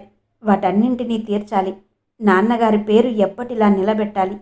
కొడుకు సమర్థుడు, ప్రయోజకుడు అనిపించుకోవాలి. ఈ ఆశతో రాత్రింబవళ్ళు బిజినెస్లో కృషి చేశాను. ఎలాగైతేనే నేననుకున్నది సాధించగలిగాను. అప్పులు మెల్లమెల్లగా తీరుతున్నాయి. పడిపోతుంది అనుకున్న ఇల్లు నిలబడింది. దానికి మెరుగులు దిద్దడం ప్రారంభించాను. ఈ లోపల నాలో అనారోగ్యం ఎప్పుడు ప్రవేశించిందో నాకే తెలియదు. రేఖారాణితో హద్దుమీరి అతి చనువుగా ప్రవర్తిస్తున్నాననుకుని కోపంతో డాక్టర్ గారు రాకపోకలు నిలిపేశారు. అప్పుడప్పుడు జ్వరం వస్తుండేది. విపరీతంగా నీరసంగా అనిపించేది. అది ఎక్కువగా శ్రమించడం వల్ల అలసట అనుకున్నాను. దగ్గు వచ్చేది. రాత్రులు ఎక్కువ మేలుకోవడం వల్ల వేడి చేసేమో అనుకున్నాను. తర్వాత బయటపడింది టీబీ అని. ఒక లంగ్ పాడైపోయిందని, రెండో లంగ్ పాడైపోవడానికి సిద్ధంగా ఉందని. ఇష్టం లేకపోయినా తప్పనిసరిగా మదనపల్లి శానిటోరియంకి వెళ్లాల్సి వచ్చింది. అక్కడ దాదాపు సంవత్సరం పాటు ఉన్నాను. ఈ సంవత్సరంలో రేఖారాణి ఆప్యాయత, స్నేహం క్రమేపీ అదృశ్యం కాసాగాయి. తనకి చూడాలని రావాలని ఉంది, కానీ వాళ్ళు ఒప్పుకోవడం లేదని ఉత్తరాలు రాసేది. కానీ నాకు తెలుసు, వాళ్ళింట్లో రేఖారాణి మాటకు ఎవ్వరూ ఎదురు చెప్పరని. ఈ భయంకరమైన చీకటి రోజుల్లో గీత దగ్గరగా వచ్చింది. డాక్టర్ గారు నా నిర్లక్ష్యాన్ని మన్నించి నాకు మళ్ళీ ఆప్తులయ్యారు. ఆ రోజుల్లో గీత ఆత్మీయత, ధైర్యం చెప్పే ఆ మాటలు గుర్తొస్తే ఇప్పటికీ కూడా కళ్ళలో నీళ్లు తిరుగుతాయి. అంతవరకు గీతంటే నాకో విధమైన ఇష్టం తప్ప ఇంకేమీ ఉండేది కాదు. గీత ఆ ఇష్టాన్ని క్రమంగా మార్చుకునేలా చేసింది. జీవితం మీద ఆశ వదులుకుని వెళ్ళిన నేను సంపూర్ణమైన ఆరోగ్యంతో, రెట్టింపు హుషారుతో తిరిగి వచ్చాను. తిరిగి రాగానే నాకు మొట్టమొదట తెలిసిన విషయం, రేఖారాణికి మరొక డబ్బుగలాయనతో వివాహం జరిగిపోయిందని. కానీ నాకేం బాధనిపించలేదు. తొలి యవ్వనపు పొంగు చల్లారింది. మనిషిగా, సంపూర్ణమైన వ్యక్తిగా నేను రూపొందుతున్న రోజులవి. గీతంటే నాకు మనసులో పెద్ద ఆకర్షణ లేదు. అయినా సరే అభిమానం చాలనిపించింది. గీతని పెళ్లి చేసుకోవడానికి ఒప్పుకున్నాను. శూన్యమాసం దాటనే లేదు. గీత మరణించింది. కొంతమంది మామూలు జీవితంలో మనకి ఇష్టం లేనట్టు, చాలా అల్పం అన్నట్టు కనిపిస్తారు. కానీ వాళ్ళు నిష్క్రమించిన తర్వాత ఏర్పడిన ఖాళీ చూస్తే దిమ్మెరపోతాం. నా విషయంలో కూడా సరిగ్గా అలాగే జరిగింది. గీత మరణం నా మనసులో నేనెప్పటికీ పూడ్చుకోలేనేమో అన్నంత వెలితి ఏర్పరిచి వెళ్ళిపోయింది. బిజినెస్ తప్ప నాకింకో ప్రపంచం లేదు. మనసంతా కేంద్రీకరించి ఏకాగ్రతతో రాత్రింబవళ్ళు పనిచేస్తే మనిషి సాధించలేంది ఏదీ ఉండదు. కొద్ది సంవత్సరాలలోనే నే పట్టిందల్లా బంగారం కావడం ప్రారంభించింది. అనుకోకుండా వరదలా వచ్చి నన్ను ముంచేస్తున్న ఈ డబ్బు ఏం చేసుకోవాలో, ఎలా ఖర్చు పెట్టాలో తెలిసేది కాదు. విపరీతంగా చందాలిచ్చేవాడిని. అది ఇంకో బాధ తెచ్చిపెట్టింది. నలుగురిలో నా పేరు మారుమోగిపోవడం, బలవంతాన అందరూ నన్ను తమ సర్కిల్లో కలుపుకోవాలని పోటీ పెరిగింది. ఆడపిల్లలున్న తల్లిదండ్రులకు నాకు ఆత్మీయులు కావాలనే ఆరాటం హెచ్చింది. ఎన్ని రకాల వ్యాపకాలున్నా నా ఒంటరితనం నన్ను వదలడం లేదు. అందుకే అందరినీ కలుపుకుని అందరూ నా వాళ్లే అని నమ్మడానికి ప్రయత్నిస్తూ మనశ్శాంతి కోసం ప్రయత్నించసాగాను. ఈ గందరగోళంలో రేఖారాణి మళ్ళీ నాకు సన్నిహితంగా వచ్చింది. కేవలం కుటుంబాన్ని అప్పుల నుంచి తప్పించడానికి వివాహం చేసుకున్నానని, అంతకంటే ఇంకేం లేదని, ఓ విధంగా జీవితాన్ని త్యాగం చేశానని, అది గుర్తించాలని మాట్లాడేది. నేను తనకి తెలుసునని, ఆప్తమిత్రుడినని అందరితో చెప్పుకునేది. అంత క్రితం మా పరిచయం తెలిసిన కొంతమంది ఇది పెద్ద వార్తగా తీసుకునేవాళ్లు కాదు. కానీ తెలియని వాళ్ళు చాలామంది రేఖారాణికి నాకు పరిచయం కంటే ముఖ్యమైనది ఏదో ఉందనుకునేవాళ్ళు. నాకిది మరీ విసుగేసేది. చిన్నప్పటి నుంచి నాకు ఎవరి మనసు నొప్పించడం అలవాటు లేదు. నేనేదైనా నిష్కర్షగా మాట్లాడితే రేఖారాణి బాధపడుతుందేమోనని భయం. అలాగని ఆ చనువు సహించగలనా అంటే అది సహించలేను. రేఖారాణి మళ్ళీ నాకు దగ్గరగా రావాలని, పాత స్నేహాన్ని పైకి తీయాలని ప్రయత్నిస్తుందని నాకు తెలుసు. ఆ ప్రయత్నంలో ఎప్పటికీ విజయం పొందలేదు. కారణం, నా మనసులో ఎక్కడా ఆ పరిచయపు ఛాయలు కూడా మిగల్లేదని నాకొక్కడికే తెలుసు. ఆ పరిస్థితుల్లో నువ్వు పరిచయమయ్యావు. ఆ రోజు నాకు బాగా గుర్తుంది. జీవితంలో ఎర్రసిరాతో అండర్లైన్ చేసి గుర్తుపెట్టుకోవలసిన క్షణాలవి. నాకిప్పటికీ గుర్తుంది. ఆ రోజు నేను బెంగుళూరు నుంచి తిరిగొచ్చాను. రోజురోజుకి పెరిగిపోతున్న ఆ వ్యాపారపు లాభ నష్టాల బేరీజుతో ఆలోచించి విసిగిపోయిన నేను వనితా విహార్లో ప్రోగ్రాం జరుగుతుంటే కొద్దిసేపు అలా నలుగురిలో కలిస్తే విశ్రాంతి లభించినట్టుంటుందని అనిపించి బయలుదేరాను. ప్రోగ్రాం మధ్యలో వచ్చాను. లోపలికి వెళ్ళడానికి ఇష్టం లేకపోయింది. మొదటి తరగతి ఎంట్రన్స్ దగ్గర నీ వెనక కొద్దిగా చీకటిగా ఉంటే అక్కడ నిలబడ్డాను. అప్పుడు కూడా నిన్ను సరిగ్గా చూడలేదు. ప్రోగ్రాం చూస్తుండగా నువ్వున్నట్టుండి వెనక్కు తిరిగి లేచి నిలబడి లోపలికి వెళ్ళండి అన్నావు. చీకటిలో నిలబడి ఉన్న నాకు పూర్తి వెలుగులో నిలబడి ఉన్న నీ మొహం స్పష్టంగా కనిపిస్తోంది. నిన్ను చూడగానే ఉలిక్కిపడ్డాను. గీత పోలికలు ఎంత స్పష్టంగా కనిపిస్తున్నాయి. కానీ ఆ క్షణంలోనే గీత కంటే ఎన్నో విధాల ఎంతో అందంగా అద్భుతంగా ఉన్నావనిపించింది. నీ కళ్ళలో కనిపించేంత సజీవమైన భావం గీత కళ్ళలో లేదు. నీ ముక్కు ఉన్నంత నాజూకుగా కొనదేలి గీత ముక్కు లేదు. గీత పెదవులు నీ పెదవులు అచ్చు ఒకేలా ఉన్నా నీ పెదవుల మీద మనోహరమైన చిరునవ్వు ఇద్దరికీ వ్యత్యాసం ఉందని చెబుతుంది. గీత మెత్తగా మృదుభాషినిగా కనిపిస్తుంది. నువ్వు పొగరుగా ఏమాత్రం అయిష్టాన్ని సర్దుకోలేని విసురు కలదానివిగా కనిపిస్తావు. నేను లోపలికి వెళ్ళననడంతో నువ్వు మళ్ళీ కూర్చుని డ్యాన్స్ చూడ్డంలో మునిగిపోయావు. కానీ నా కళ్ళన్నీ నీ మీదే ఉన్నాయని నీకు తెలియదు. నా శరీరంలో అణువణువు నువ్వెవరో తెలుసుకోవాలని ఆతృత పడుతోందని నువ్వు ఊహించలేదు. ప్రోగ్రాం అయిపోగానే నిన్ను అడగాలనుకున్నాను. కానీ ఇంతలో సుమిత్రాదేవి వచ్చి నువ్వు వనితా విహార్లో కొత్త సెక్రటరీ అని పరిచయం చేసింది. ఊపిరి పీల్చడం మర్చిపోయాను. నీ దగ్గర కొంచెం సేపు నిలబడాలని, నీతో మాట్లాడాలని ముందుకు ఉరుకుతున్న మనసుని బలవంతంగా ఆపి నిశ్శబ్దంగా సుమిత్రాదేవితో వెళ్ళిపోయాను. చివరికి అంతా వెళ్ళిపోయిన తర్వాత సుమిత్రాదేవి నిన్ను ఉంచి లైట్లు తీసేసి ఆ పనులన్నీ పూర్తి చేయించి వెళ్ళమంటుంటే నీ మొహంలో కనిపించిన విసుగుదల చూసి జాలేసింది. అప్పటికే నువ్వు చాలా అలసిపోయావని వాడిపోయిన నీ మొహం చెబుతోంది. అందుకే ఎవరేమనుకుంటారోననే భయం వదిలేసి ధైర్యంగా నేను కూడా ఉంటానన్నాను. నిన్ను కూర్చోబెట్టి నేను పనులన్నీ చేయించడానికి వెళ్ళిపోయాను. కానీ అక్కడ నిలబడినంతసేపు నిన్ను పరీక్షగా చూస్తూనే ఉన్నాను. గీత పోలికలు చాలా ఉండడం వల్ల నువ్వెందుకో నాకంత కొత్త వ్యక్తిలా అనిపించలేదు. పనంతా పూర్తయిన తర్వాత దగ్గరకు వస్తే కుర్చీలో పక్కకు తలవాల్చి నిద్రపోతున్నావు. తట్టి లేపుదామని చెయ్యి వేస్తే 2 చేతులతో గట్టిగా పట్టుకున్నావు. నీ స్పర్శ నాలో ఎలాంటి తీయటి భావాన్ని రేకెత్తించిందో నీకెలా తెలుస్తుంది? నిన్ను దించి వచ్చేసిన తర్వాత నా పేరు చెప్పగానే నీ కళ్ళలో కనిపించిన ఆశ్చర్యం, భయం గుర్తుకు రాగానే త్వరపడ్డానేమో, అతి చనువుగా ప్రవర్తించానేమో అనిపించసాగింది. సహజంగా నా గురించి ఎలాంటి కథలు ప్రచారం అవుతున్నాయో చూచాయిగా నేను ఊహించగలను. అవన్నీ అప్పటికే నువ్వు వినుగుంటే, దానికి తోడు ఇలా ఈ హద్దు మీరిన ప్రవర్తన చూస్తే నువ్వు నన్ను గురించి ఎలాంటి అభిప్రాయం ఏర్పరచుకుంటావోనని భయం వేసింది. ఆ భయంతోటే మర్నాడు వచ్చి నిన్ను వనితా విహార్లో చూడాలని ఎంతగా అనిపించినా నిగ్రహించుకున్నాను. నిన్ను చూస్తే మాట్లాడాలనిపిస్తుంది. మాట్లాడితే తప్పకుండా పరిచయం పెరుగుతుంది. నీ మీద ప్రత్యేకమైన ఆసక్తి చూపుతున్నానని తెలిస్తే రేఖారాణి వాళ్ళు ఈర్ష్యతో నిన్ను ఉద్యోగం నుంచి తీసేయొచ్చు. ఈ ఉద్యోగం నుంచి వెళ్ళిపోతే నిన్ను చూడడం కూడా నాకు సంభవం కాదు. ఎప్పటికప్పుడు యథాలాపంగా అడిగినట్టు అడిగి రేఖారాణి ద్వారా, సుమిత్రాదేవి ద్వారా నీ విషయాలను తెలుసుకుంటూనే ఉన్నాను. దూరం నుంచి నువ్వు వనితా విహార్కి వచ్చేటప్పుడు వెళ్ళేటప్పుడు 1-2 సార్లు చూశాను. రేఖారాణి ద్వారా మిసెస్ వర్మ ఇంట్లో నీకు జరిగిన అవమానం తెలిసింది. ఆ జాబ్లో ఉంటే అలాంటివి అప్పుడప్పుడు తప్పవు. నీకు వెంటనే ఇంకేదైనా జాబ్ చూపించాలనిపించింది. ఆ రోజు నీతో మాట్లాడాలని, ఓసారి దగ్గరగా నిన్ను చూడాలని నీకోసమే వస్తున్నాను. కానీ నువ్వు గేటు బయటే కనిపించావు. దోవలో నీ ఉద్యోగం పోయిందని తెలిసి నా సెక్రటరీగా రమ్మన్నాను. నాకు తెలుసు, నేను నిన్ను సెక్రటరీగా తీసుకుంటే వనితా విహార్ వాళ్ళంతా ఎంత విరుచుకుపడతారో, ముఖ్యంగా రేఖారాణి. కానీ నాలో అహంకారం ఆ అనుమానాన్ని తీసేసింది. నా ఇష్టమైన ఆ అమ్మాయికి ఉద్యోగం ఇస్తున్నాను. రేఖారాణి ఎవరు, వనితా విహార్ వాళ్ళు ఎవరు కాదనడానికి? నాకప్పటికే లభించిన పుష్కలమైన పేరు ప్రతిష్టలు నన్ను మరింత రెచ్చగొట్టాయి. నా భయమల్లా నువ్వు ఒప్పుకుంటావా లేదా అని. కానీ మర్నాడు కారు పంపగానే వచ్చావు. దాన్ని బట్టి ఆ క్షణంలో నీకు జాబ్ చాలా అవసరమని గ్రహించాను. ఈ అవకాశాన్ని నేను జారవిడవదలుచుకోలేదు. ఈ రూపంగా దోవ కల్పించుకుని నీ మనసులో స్థానం కల్పించుకోవాలని ఆశ.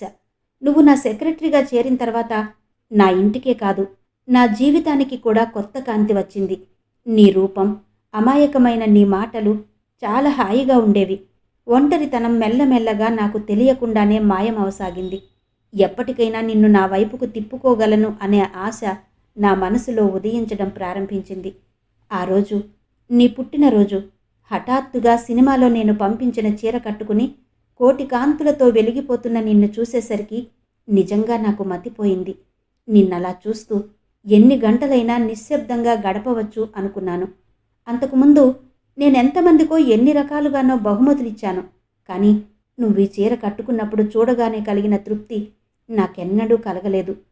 ఆ రాత్రి గోకుల్ విహార్లో పైన రూఫ్ గార్డెన్ మీద ఒంటరిగా నీవున్నప్పుడు నువ్వు పిట్టగోడ దగ్గర అంచుని ఆనుకుని క్రిందకు చూస్తూ బొమ్మలాగుంటే వెనకగా వచ్చి నిన్ను 2 చేతులతో ఎత్తుకుని ఎక్కడికైనా పారిపోవాలనిపించింది.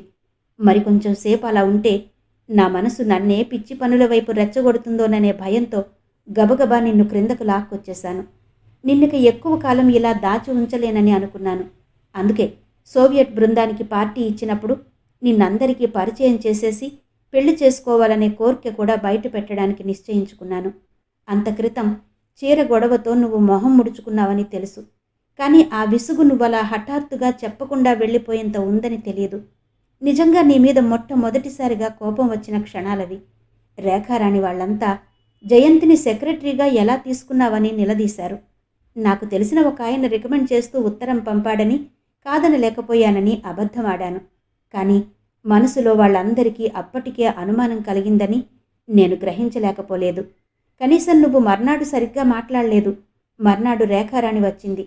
జయంతి మీద నీకున్న నిజమైన అభిప్రాయం చెప్పమని పట్టుబట్టింది. జాలి తప్ప ఇంకేం లేదన్నాను.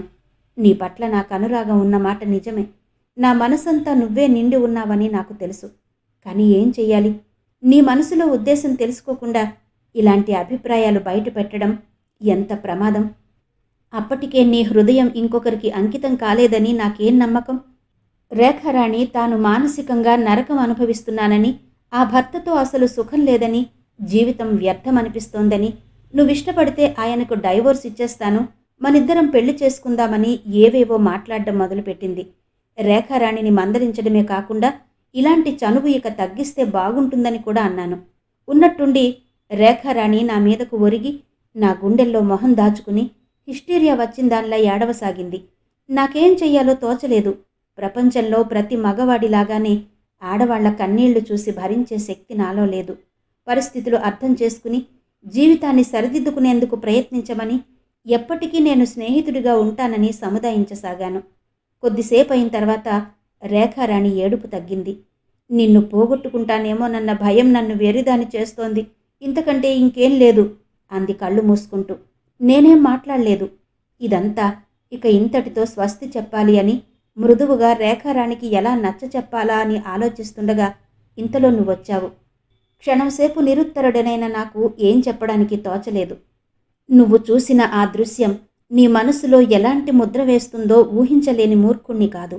రేఖారాణిని పైకి పంపి నిన్ను తీసుకొచ్చి గదిలో కూర్చోబెట్టాను. అప్పుడు నీ మొహం చూస్తేనే తెలిసింది నువ్వు మంచి మూడ్లో లేవని. రేఖారాణిని పంపేసి వచ్చిన తర్వాత మనిద్దరి మధ్య జరిగిన సంభాషణ నీకు గుర్తుండుంటుంది. అనవసరంగా నన్ను రెచ్చగొట్టావు. ఆ రోజు నిన్ను ఇంటి దగ్గర దింపి వెళ్ళిన తర్వాత నాలో నాకే ఒక విధమైన భయం కలగసాగింది. నువ్వు మళ్ళీ నా సెక్రటరీగా రావని అనిపించింది. ఆ అనుమానానికి బలం కలిగిస్తూ నువ్వు మర్నాడు కారు పంపిస్తే రాలేదు, తిరగొట్టావు. నీకు నిజంగా ఒంట్లో బాగాలేదని నేను నమ్మలేదు. చివరికి ధైర్యం చేసి మీ ఇంటికొచ్చేశాను. ఆ రోజు నేను రావడం ఇంకో గంట ఆలస్యమైతే నాకది గుర్తొస్తే ఇప్పటికీ ఒళ్ళు గగురు పొడుస్తుంది. నిన్ను హాస్పిటల్లో చేర్పించిన తర్వాత ఆపరేషన్ జరిగి అంతా సవ్యంగానే ఉందని తెలుసుకుని బామ్మని ఇంటి దగ్గర దింపడానికి వచ్చాను. కూర్చోనైనా అంటూ కుర్చీ చూపించి ఆవిడ లోపలికి వెళ్ళిపోయింది. నువ్వుండే ఇల్లంతా పరీక్షగా చూశాను. చిన్న మంచం, ఒకే ఒక కుర్చీ, గోడలో ఉన్న అల్మరాలో దేవుడు, పుస్తకాలు, ఇవన్నీ పరీక్ష చేస్తున్న నాకు గోడ మీద ఉన్న ఓ ఫోటో మీద హఠాత్తుగా దృష్టి నిలిచిపోయింది. తెల్లబోయాను కూడా. లేచి వెళ్ళి మేకుకు తగిలించి ఉన్న ఆ ఫోటో తీసి పరీక్షగా చూశాను. సందేహం లేదు, మా అమ్మ ఫోటోనే. ఇక్కడెందుకుందో నాకు అర్థం కాలేదు. ఈ లోపల బామ్మ కాఫీ గ్లాస్తో వచ్చింది. ఈ ఫోటో ఇక్కడెందుకుంది అన్నాను ఆత్రంగా. ఆవిడ విచిత్రంగా నా వైపు చూసి, ఇక్కడెందుకుంది ఏంటి? అది మా ఫోటో, మా ఫోటో, మా అబ్బాయి మా అమ్మాయి, మధ్యలో నేను. ఈయన ఈయన జయంతి తండ్రా? అవును, ఇది కుడి పక్కనున్నది నా అక్క కూతురు రాజ్యలక్ష్మి. నాకు సంతోషంతో గావుకేక పెట్టాలనిపించింది. ఆ ఫోటోను తీసుకుని ఆవిడ దగ్గరగా వెళ్ళి, కానీ కానీ ఇది మా అమ్మది, ఈ ఫోటో మా ఇంట్లో కూడా ఉంది అన్నాను. కాఫీ గ్లాస్ అలాగే పట్టుకుని ఆవిడింకా తెల్లబోయి చూస్తోంది. నేను వెంటనే చెయ్యి పట్టుకుని, నిజం, రాజ్యలక్ష్మి మా అమ్మ, మా ఇంటికొస్తే ఇప్పుడే చూపిస్తాను. మై గాడ్, జయంతి నాకు. వాక్యం పూర్తి చేయలేకపోయాను. తర్వాత బామ్మ ద్వారా తెలిసింది, మా అమ్మ చిన్నప్పుడే తల్లి తండ్రి పోతే వాళ్ల మేనత్త దగ్గర పెరిగిందట. నేను పెంచుకుంటాను అని బామ్మ ఎంత బ్రతిమిలాడినా ఆవిడ ఇవ్వలేదట. ఆ మేనత్త చాలా గయ్యాళి. మా అమ్మ అభిప్రాయం ఏదీ బయట పెట్టలేనంత హడలుగా పెంచిందట. కానీ మీ నాన్న మా అమ్మ చాలా ఆప్యాయంగా ఉండేవారట. చివరికి వయసు వచ్చిన తర్వాత చాలా డబ్బుందని ఓ రెండో పెళ్ళాయనతో సంబంధం కుదిరిస్తే అది ఇష్టపడక పక్కింటి వారి అబ్బాయితో పారిపోయి వచ్చింది. ఇన్ని సంవత్సరాలు గడిచినా మా అమ్మకి నాన్నకి ఆవిడంటే భయమే. అందుకే ఎవరికీ ఉనికి తెలియకుండా ఉండడం కోసం హైదరాబాద్ వచ్చి స్థిరపడిపోయారు. వాళ్ళు మళ్ళీ తమ వాళ్ళెవరితోనూ పరిచయం ఏర్పరచుకోవాలని ప్రయత్నించలేదు. బామ్మ ఇదంతా చెప్పిన తర్వాత మా అమ్మ వాళ్ళు అంత ఒంటరిగా ఎవరూ బంధువులు లేకుండా ఎందుకు గడిపారో నాకు అర్థమైంది. నా ఆనందానికి హద్దులు లేకపోయాయి. నేనింతగా కోరుకుంటున్న వ్యక్తి నాకు పరాయి మనిషి కాదు, నాకు మామయ్య కూతురు. నీ మీద నాకు అధికారం ఉంది. అన్నిటికంటే చాలా రోజుల తర్వాత మా అమ్మను మరిపించేంత ఆప్యాయత ఇవ్వగలిగిన బామ్మ దొరికింది. నీ మీద నాకు హక్కుందనే అహంకారంతోనే నిన్ను నా ఇంటికి తీసుకొచ్చాను. కానీ బామ్మతో ఈ విషయం నీకు చెప్పొద్దని బ్రతిమిలాడాను. నువ్వెలాగూ నాదానివే, కానీ ఇలా చుట్టరికం తెలిసి బామ్మ కోరిక మీద కాక నీ అంతట నువ్వు నా దగ్గరకు రావాలి. అది నా కోరిక. నాకు చిన్నప్పటి నుంచి అలాగే అనిపించేది. నా స్థితిగతులతో ప్రమేయం లేకుండా నన్ను, నా వ్యక్తిత్వాన్ని చూసి ఆకర్షింపబడి అనురాగం చూపే మనిషి కావాలి నాకు. నిన్నలాగే గెలుచుకోవాలనుకున్నాను. అక్కడ కూడా నాకు ఎదురు దెబ్బ తగిలింది. బామ్మ హఠాత్తుగా మరణించడంతో నేను చేసిన పొరపాటు తెలిసింది. నా అంతట నేను చెప్పలేను. చెప్పటానికి ఎలాగో ఎన్నోసార్లు శక్తంతా కూడదీసుకుని ప్రయత్నించాను. కానీ ప్రతిసారి దెబ్బతిని కృంగిపోయేవాడిని. రోజురోజుకి నువ్వు దూరమైపోతావేమోననే భయం నన్ను వెర్రివాడిని చేసేది. చివరికి పెళ్లి చేసుకోవాలని నిశ్చయించుకున్నాను. అదే ఆ రోజు రాఖీ కట్టడానికి వస్తే చెప్పేశాను. మర్నాడు నాకు అర్జెంటుగా బెజవాడ వెళ్లాల్సిన పని తగిలింది. వెళ్లడం ఏమాత్రం ఇష్టం లేదు. కానీ నేను వెళ్ళకపోతే ఆ పని జరగదు. పని పూర్తయ్యేసరికి రాత్రి పొద్దుపోయింది. కొద్దిగా వాన పడుతోంది. పోనీ ఆ పూట ఆగిపోదామనుకున్నాను. కానీ మనసు ఒప్పుకోలేదు. పోనీ నిన్ను ఎప్పుడెప్పుడు చూస్తానా అనే ఆత్రం అణుచుకోలేకపోయాను. ఆదుర్దాతోనే బయలుదేరాను. పెళ్లికి ముందే నీకు చెప్పేయడం మంచిదని కూడా మళ్ళీ అనుకున్నాను. రోడ్డు రాత్రిపూట అవ్వడం వల్ల రద్దీగా లేదు. అందుకే నేను స్పీడ్గా పోనివ్వమన్నాను. వెనక సీట్లో చేరగిలబడి నీతో కలిసి గాలిమేడలు కడుతున్న నాకు దూరం నుంచి వస్తున్న పెద్ద లారీ కనిపించింది. నా డ్రైవర్ కాషనిచ్చి సైడ్ చూపించాడు. వాడు చెయ్యి చూపించాడు. చూపించినట్టు చూపించి పక్కకు తిరిగాడు. అంతే, ఏమైందో నాకు తెలియదు. నాకు మళ్ళీ మెలకు వచ్చేసరికి హాస్పిటల్లో ఉన్నాను. నాకంటే తక్కువగా దెబ్బలు తగిలిన డ్రైవర్ నన్నెలాగో తీసుకొచ్చి డాక్టర్ గారికి అప్పచెప్పాడట. అప్పటికప్పుడు హాస్పిటల్లో చేర్పించారు. మోచేతికి మోకాలికి బలమైన దెబ్బలు తగిలాయి. చెయ్యో కాలో ఏదో ఒకటి పూర్తిగా దెబ్బతిని ఉంటుందని, అంగవైకల్యం తప్పదని భయపడ్డాను. కానీ అదృష్టమో దురదృష్టమో సవ్యంగానే బయటపడ్డాను. దాదాపు 1 నెల రోజులు హాస్పిటల్లోనే ఉన్నాను. ఈ లోపల నువ్వు లేవు, కనిపించడం లేదన్న వార్త శరాఘాతంగా తగిలింది. నిన్ను ఆఖర్న చూసింది నాయర్. వాడు కారొద్దు, బస్సు మీద వెడతాను అని బయలుదేరావని చెప్పాడు. ఇంట్లో నుంచి బయలుదేరిన నువ్వు వెళ్ళవలసిన చోటు చేరుకోలేదు. మధ్యలో ఏమైపోయావో, ఎలా మాయమైపోయావో ఎవరికీ తెలియదు. ఆ రోజు నువ్వు తనని పెళ్లి చేసుకోమని అడిగావని, మందలించి వెళ్ళిపోయానని శివరాం చెప్పలేక చెప్పాడు. నాకప్పుడు చూచాయిగా అర్థమైంది. నేను చాలా పొరపాటు చేశానని, నువ్వు పెళ్లికి ఇష్టపడడం లేదేమోనన్న అనుమానం అప్పుడొచ్చింది. కానీ ఏం చెయ్యాలి? చేతులు కాలిన తర్వాత ఆకుల కోసం వెతికిన మూర్ఖుణ్ణి. నీకోసం అందరూ ఎన్ని విధాల వెతకాలో అన్ని విధాలా వెతికారు. నువ్వు చచ్చిపోయావనే నా గాఢ నమ్మకం. గాయాల నుంచి కోలుకుని ఇంటికి వచ్చిన నన్ను నిన్ను గురించిన ఆలోచనలు భయంకరంగా పీక్కు తినసాగాయి. నేను పైకేమీ అనలేదు, కానీ అందరికీ తెలుసు లోపల లోపల నాలో ఎన్ని అగ్నిపర్వతాలు బద్దలవుతున్నాయో. నవ్వితే అందరితో కలిసి నవ్వు, ఏడవదలుచుకుంటే ఎక్కడైనా మారుమూలకు పోయి ఒంటరిగా ఏడు అన్న సూత్రాన్ని నేను నమ్ముతాను. అందుకే నా దుఃఖం ఎవరికీ పంచదలుచుకోలేదు. హాస్పిటల్ నుండి ఇంటికి వచ్చిన 4-5 రోజులకి, అంటే అప్పటికి నువ్వు వెళ్ళిపోయి దాదాపు నెల మీద వారం కావస్తుంది, కాగితాల కోసం డ్రాయర్ తెరిచిన నాకు వాటి అట్టడుగున నీ ఉత్తరం కనిపించింది. ఆత్రంగా ఉత్తరం చూసి నీళ్లు కారిపోయాను. కోపంతో అసహనంతో ఒంట్లో రక్తం మరిగిపోయింది. నాయర్ని పిలిచి ఇదెప్పుడొచ్చిందని గర్జించాను. వాడు నాకు తెలియదన్నాడు. వాసుని పిలిచి అడిగితే నిజమేనని, నాకు దెబ్బలు తగిలి హాస్పిటల్కి పరిగెత్తే ఆ కంగారులో ఆ ఉత్తరం డ్రాయర్లో పడేసి మర్చిపోయానని ఒప్పుకున్నాడు. నాకింతవరకు ఎప్పుడూ ఎవరినీ కొట్టాలనిపించలేదు, కానీ ఆ క్షణంలో వాడిని నిలువునా చీరెయ్యాలనిపించింది. ఆ రాత్రికి రాత్రి బెంగుళూరు బయలుదేరాను. మనసులో ఎగిరెగిరి పడుతున్న ఆశ నిరాశల మధ్య హోటల్కొచ్చేసరికి నిరాశే గెలిచింది. నిన్ను గురించి వివరాలేం నాకు చెప్పలేకపోయారు. అక్కడే 10 రోజులుండి బెంగుళూరంతా వెతికాను. చిత్రం ఏమిటంటే అప్పుడు ప్రసాద్ దగ్గర కూడా 2 రోజులున్నాను, కానీ ప్రసాద్ విషయం చెప్పలేదు. అయినా అతని తప్పేం ఉంది? అతనికేం తెలుసు నేనేం పని మీద వచ్చానో? నేను చెప్పలేదు. బరువైన హృదయంతో హైదరాబాద్ తిరిగి వచ్చేశాను. ఒంట్లో బావుండక నీ పిలుపు అందుకోలేకపోయానని నీకెలా తెలుస్తుంది? తెలీదు, ఎప్పటికీ తెలీదు. అదే నన్ను వేధించింది. ఈ మధ్యలో ప్రమీల గొడవ ఒకటి. రేఖారాణి వాళ్ళందరికీ నేనే నిన్ను మీ చుట్టాలింటికి పంపించేశానని చెప్పాను. డాక్టర్ గారికి, సునంద వాళ్ళకి, శివరాం, ప్రమీలకి తప్ప ఇంకెవ్వరికీ ఈ సంగతి తెలియదు. నువ్వు లేవనే అదను చూసుకుని రేఖారాణి నన్ను మరింత విసిగించడం ప్రారంభించింది. చివరికి నిష్కర్షగా ప్రమీలను పెళ్లి చేసుకోనని, నాకెప్పటికీ అసలు పెళ్లి చేసుకునే ఉద్దేశమే లేదని ఖచ్చితంగా బయట పెట్టేశాను. అలాగైతే కరుణాకరం గారు తన భర్త బిజినెస్లో నుంచి తప్పుకుంటారని బెదిరించింది. తప్పుకున్నా ఉన్నా నాకు అవసరం లేదు, కొద్ది రోజుల్లో ఈ బిజినెస్లో చాలా భాగం బొంబాయిలోని ఓ మార్వాడికి అమ్మేస్తున్నానని చెప్పాను. రేఖారాణి తెల్లబోయింది. తగ్గి మెత్తగా అనునయంగా అసలు కారణమేంటో చెప్పమని ప్రాధేయపడింది. నీకనవసరం అన్న ఒక్క మాట కంటే ఇంకేమీ మాట్లాడలేదు నేను. ప్రమీల కూడా ఎదురు తిరిగింది. శివరాంని తప్ప ఎవరిని చేసుకోనని, అంత ఇష్టం లేకపోతే వాళ్ళ దగ్గరికి వెళ్ళిపోతానని బెదిరించింది. శివరాం కూడా ఇప్పుడు పర్వాలేదు, మంచి ఉద్యోగంలోనే ఉన్నాడు. నేనెలాగూ ప్రమీలను చేసుకోనని బయట పెట్టేశాను. కరుణాకరం వాళ్ళు విధి లేక వాళ్ల పెళ్లికి ఒప్పుకోక తప్పలేదు. ఈ బిజినెస్ విషయంలో మార్పుల కోసం కొద్దిగా పనుండి మెడ్రాస్ వచ్చిన నేను చాలా రోజుల తర్వాత లక్ష్మిని చూడాలనిపించి అక్కడికొచ్చాను. కానీ లక్ష్మి అంత గొప్పగా సగర్వంగా నా సెక్రటరీ అని చెప్తోంది నీ గురించేనని నాకేం తెలుసు? నన్ను చూసి నువ్వు మాట్లాడే ప్రయత్నం చేయలేదు. ఆ రాత్రి నా పక్క గదిలో పిల్లలతో పాటు సుస్థిగా ఉండి పడుకున్న ఆ అమ్మాయి నువ్వేనని నేను కలలో కూడా ఊహించలేదు.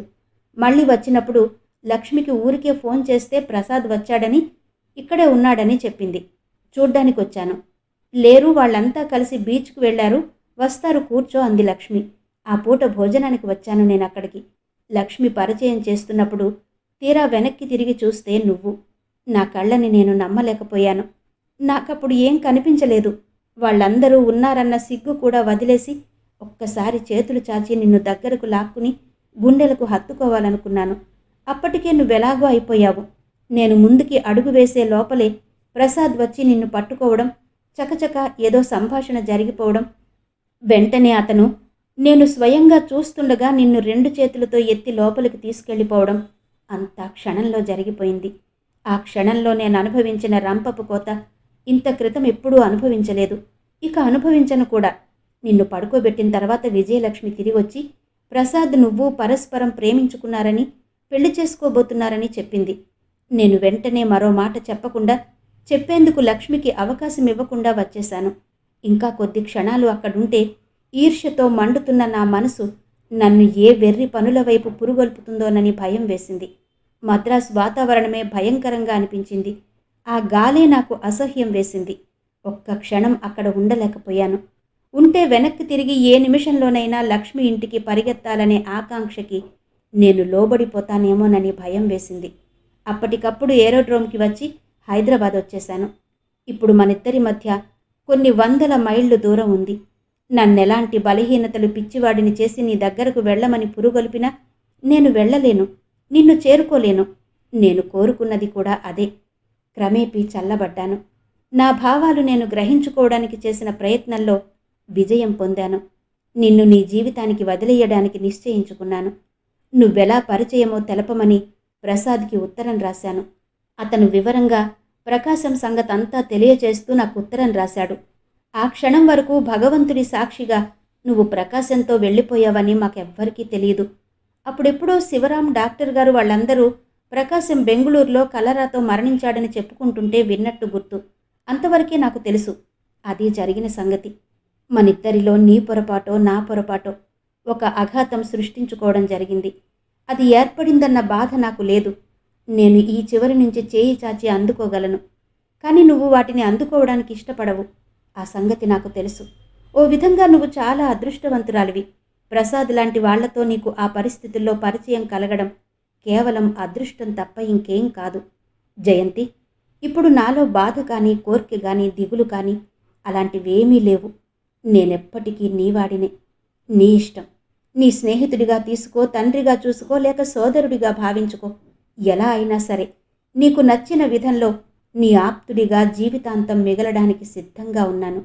నా నుంచి నీకు ఇవ్వడం తప్ప నీ నుంచి నేనేం కోరను. నా ఇంటి తలుపులు నీకెప్పుడూ తెరిచే ఉంటాయి. నీకు పుట్టిన పిల్లలు నా ఆస్తికి వారసులవుతారు. నీ పిల్లల్ని దగ్గరకు తీసుకుని వాళ్లలో నిన్ను చూసి వాళ్ల ప్రేమానురాగాలతో నిన్ను పొందగలుగుతాను. దీనివల్ల నీకేం నష్టం లేదు. నీతో రాజీ పడడం కంటే నాకింకో మార్గం లేదు. కారణం ఏంటని నువ్వు అడిగితే, నా మనసులో నువ్వు ఏర్పరిచిన ఈ శూన్యాన్ని పూడ్చుకోవాలంటే నా జీవితం చాలదు. నాకంత శక్తి లేదు. అందుకే నేనే రాజీ పడుతున్నాను. నీకు నేను అవసరం లేదు, కానీ నువ్వు నాకు కావాలి. దానివల్ల నీకే నష్టం కలగకుండా నా జీవితాన్ని సరిదిద్దుకుంటాను. జయంతి, యుగ యుగాలుగా కవులు వర్ణించి మనుషులు అపురూపంగా భావించే ఈ ప్రేమ చాలా విచిత్రమైనది. ఇది మనుషులకి ఆకాశమంత విశాలమైన హృదయం ఇవ్వగలదు. సూది బెజ్జమంత స్వార్థంగా మారిపోగలదు. కావాలనుకుంటే స్వర్గం చూపిస్తుంది, వద్దంటే భయంకరమైన నరకంలో చిత్రహింస చేస్తుంది. గులాబీ రేకు కంటే మృదువుగా మారి హృదయాన్ని సేదదీర్చే ఈ ప్రేమే వాడి ముల్లులా దాన్ని గుచ్చి చిల్లులు పొడవగలదు. ఎంతగా ఎవరు చెప్పినా ఇది ఏ మనిషికైనా స్వానుభవంలోకి వస్తే గాని ఈ అనుభూతులు తెలియవు. మొట్టమొదట ప్రసాద్ చేతులతో నిన్ను పైకి తీసుకెళ్ళిపోతుంటే అతన్ని చంపేయాలన్నంత కోపం వచ్చింది. ఇప్పుడు నాకదేం లేదు. అతనంటే ఎలాంటి ద్వేషం లేదు. పైనుంచి నీ ప్రేమను పొందిన వ్యక్తిగా అభిమానిస్తాను.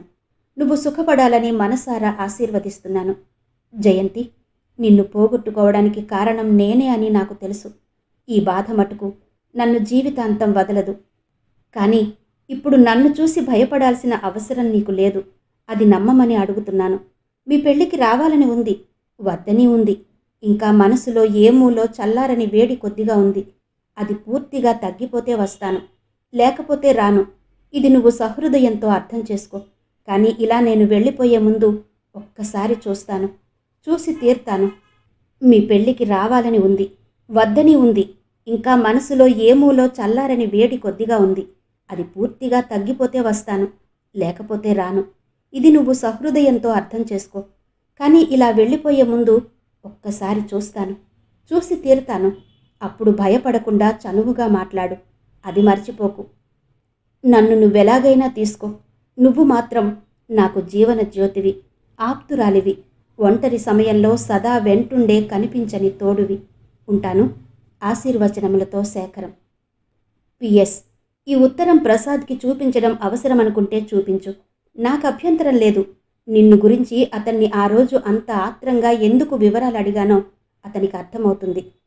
ఉత్తరం చదవడం పూర్తయ్యేసరికి జయంతి చెంపల మీద కన్నీళ్లు కాల్వలు కడుతున్నాయి.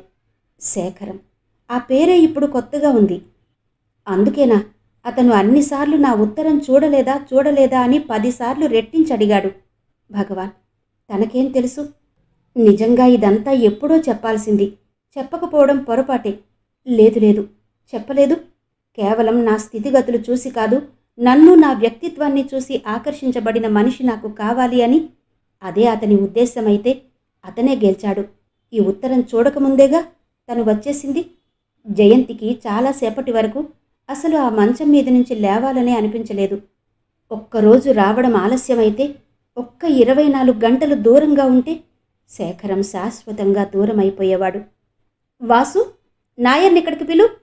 ముందు గదిలో శేఖరం మాట వినిపించింది. జయంతి చప్పున లేచి ఉత్తరం తీసి దిండు కింద దాచేసింది. తను వెంటనే వచ్చి అద్దం ముందు నిలబడి తలదువ్వుకోవడం ప్రారంభించింది. గుండెలు వేగంగా కొట్టుకుంటున్నాయి. శరీరం మనసు ఏకమై అతని కోసం అణువణువు ఆత్రంగా ఎదురు చూస్తున్నాయి. ఇప్పుడు కనిపించబోయే శేఖరం వేరు, పూర్తిగా వేరు. శేఖరం గదిలోకొచ్చి కోటు విప్పి కుర్చీ మీద గిరాటేసి కూర్చుని బూటు విప్పుకోవడం ప్రారంభించాడు. ఇంకా నువ్వు తయారు కాలేదు? ఏం చేస్తున్నావు ఇంతవరకు? ఓ అరగంటలో వాళ్ళందరూ వస్తున్నారు. ఎవరెవరు? తన గొంతు తనకే కొత్తగా వినిపించింది జయంతికి. డాక్టర్ గారు, కామేశ్వరమ్మ గారు, శివరాం, ప్రమీల, సునంద, భర్త, పిల్లలు, నీ ఆప్తులంతా అన్నాడతను. జయంతిని అతను దగ్గరికి పిలవలేదు. అతని దగ్గరగా వెళ్లాలనే కోర్కెని అణుచుకోవడం జయంతికి సాధ్యం కావడం లేదు. అన్ని ఏర్పాట్లు జరిగిపోయాయి. రేపు రాత్రి బయలుదేరి ముందు సరాసరి తిరుపతి వెళ్లడం. శేఖరం ఆగిపోయాడు. వెళ్ళి కుర్చీ మీద అతను పడేసిన కోటు చేతిలోకి తీసుకుని చూస్తూ అంది జయంతి. వెళ్ళి? జయంతి గొంతును అనుకరిస్తూ నవ్వాడతను. జయంతి నిశ్శబ్దంగా అతని కోటుని తీసుకెళ్లి హ్యాంగర్కి తగిలించింది. వెళ్ళి ఆ తర్వాత అక్కడి నుంచి యాత్ర విసుగు పుట్టినన్ని రోజులు నువ్వు ప్రయాణం చెయ్యలేక ఇల్లో అని గోల పెట్టేంత వరకు. శేఖరం వాక్యం పూర్తి చేయలేదు. మెల్లగా జయంతి వెనక నుంచి అతని మెడ చుట్టూ చేతులు వేసి భుజం మీద తల అంచుకుంది. ఓ, దీని భావమేమి తిరుమలేశా? జయంతి తన మీదికి వంగడంతో ముందుకు పడిన పొడిగాటు జుట్టుని చేతిలోకి తీసుకుని గుప్పెట్లో పట్టి చూస్తూ అన్నాడతను. వెనక నుంచి సమాధానం రాలేదు. చెప్పు, ఏంటి? మళ్ళీ మూడ్ మారిందా? మెడ్రాస్ వెళ్ళిపోవాలనుకుంటున్నావా? చెయ్యి చాచి జయంతి భుజం పట్టి తన ముందుకు లాక్కుంటూ అడిగాడు. క్షణంసేపు ఇద్దరి చూపులు కలుసుకున్నాయి. జయంతి 2 కళ్ళ నిండా నీళ్లు నిండి ఉన్నాయి. మై గాడ్, జయంతి! శేఖరం ఆదుర్దాగా చూశాడు. జయంతి చప్పున అతని గుండెల్లో మొహం దాచుకుంది. ఏంటి? ఏమైంది? కంగారుగా అడిగాడు. మీరు నాకెందుకు చెప్పలేదు? ఏంటి? ఏం చెప్పలేదు? ఉత్తరం గురించి. ఉత్తరమా? మీరు మెడ్రాస్కి పోస్ట్ చేసిన ఉత్తరం ఈరోజు తిరిగొచ్చింది. జయంతి? శేఖరం పెదవులు అస్పష్టంగా పలికాయి. వెంటనే జయంతిని భుజాలు పట్టి మోచేతి దూరంలో నిలబెట్టి కళ్ళలోకి పరీక్షగా దేన్నో వెతుకుతున్నట్టు చూశాడు. మీరే గెలిచారు, కన్నీళ్ల మధ్య చిరునవ్వుతో అంది. శేఖరం ఇంకా అలాగే చూస్తున్నాడు. జయంతి కళ్ళు మెల్లగా కిందకు వాలిపోయాయి. కానీ నేనలా వెళ్ళిపోవడమే మంచిదైంది. లేకపోతే ఎప్పటికీ మీ విలువ తెలిసేది కాదేమో. నీ మొహం. కేవలం అదృష్టం తోడుగా ఉండడం వల్ల ఎక్కడికి వెళ్ళినా జాగ్రత్తగా నా దగ్గరికి తిరిగొచ్చావు. ఒకవేళ ప్రకాశమే బ్రతికుంటే అన్నాడతను. జయంతి శరీరం భయంతో జలధరించింది. నిజమే అంది ఒప్పుకుంటున్నట్టు. జయంతి మనసులో భయాన్ని గుర్తించిన శేఖరం దగ్గరకు లాక్కుని, నువ్వు కాదు, నేను అదృష్టవంతుణ్ణి. లేకపోతే నా శేష జీవితమంతా ఆవేదనతో మతి చలించినట్టు పిచ్చివాడిలా బ్రతకాల్సొచ్చేది. ఇప్పుడు చల్లని వెన్నెలలా ఆహ్లాదమిస్తున్న ఈ మనశ్శాంతి అప్పుడు దూరంగా పారిపోయి ఎండమావిలా వెక్కిరించేది అన్నాడు. జయంతి సమాధానం చెప్పలేదు. మౌనంగా అతని భుజం మీద తలాంచుకుని తృప్తితో కళ్ళు మూసుకుంది.